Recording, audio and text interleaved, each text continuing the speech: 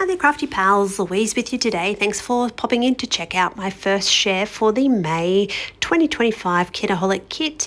We are using the 49er Market collection today. It's fantastic. It's got some traveled theme elements, but I really love these pre-made backgrounds. And so to make it a little bit easier this month, that's where I'm going to start.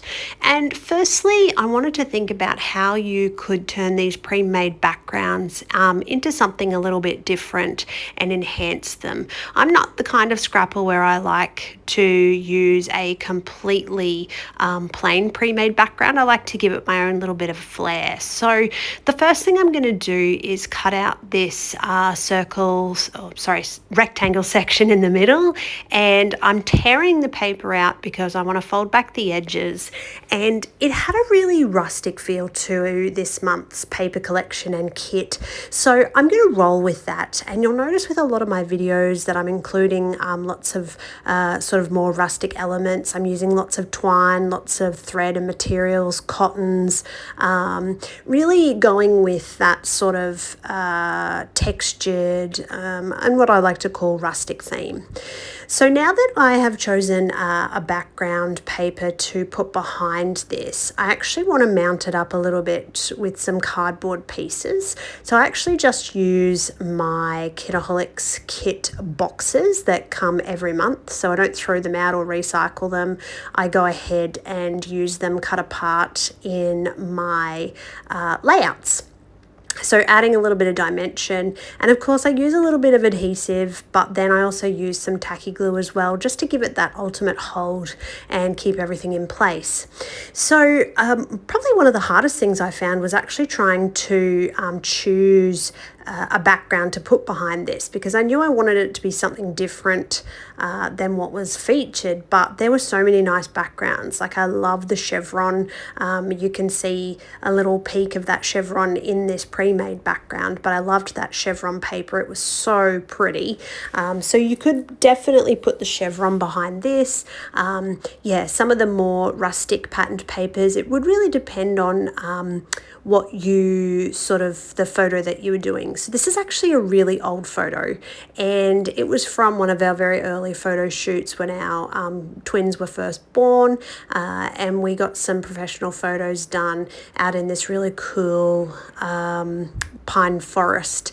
And this I found sort of tucked away in amongst some other stuff, and I pulled the photo out and I was like, wow, this would be perfect with this particular collection. So yeah, older photo, pulled it out, and love how this one looks. And I love that the memories from this particular photo shoot are all now featured with different collections and kits.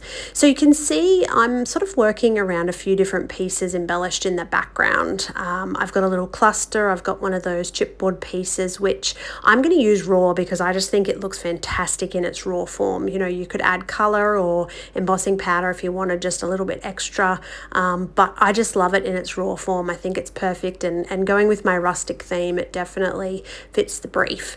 So lots of dimension here is what I really want to try and include. And here's my first sort of little foray into some twine pieces. I'm going to go with a little bow, just because I think it's a bit cute. It matches my theme, and it's just one of those textural elements that I think is going to suit quite well and gives that little bit extra.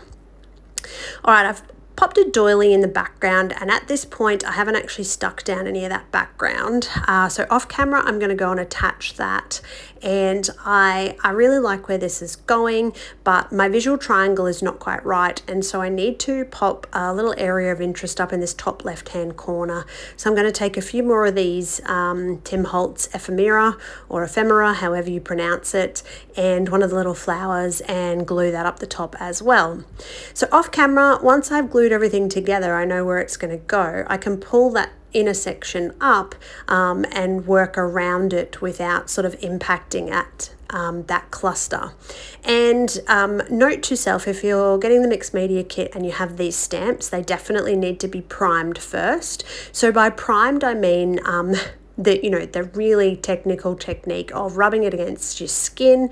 It just takes that little bit of the sort of the oil off and allows it to absorb the ink a little bit more. So the star stamping does get a little bit lost, and I knew I wanted to add some text stamping just quite roughly again in those areas where my clusters are going to sit. So I've pulled out an old text stamp that came with a previous kit, and the stamping's quite subtle, but it still gives you just a little bit of extra in that background. I really do like how this has come out. I think for my first layout share, I always find it's the hardest to get started because there's so many pretty things I want to use.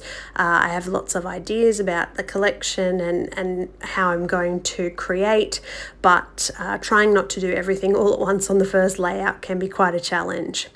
So for the final stages here, I'm going to pop some of these little enamel dots around and try to sort of move this layout towards the finish. Thank you for watching. I hope that you've enjoyed, and of course, if you're not a KK subscriber, hit that little button now.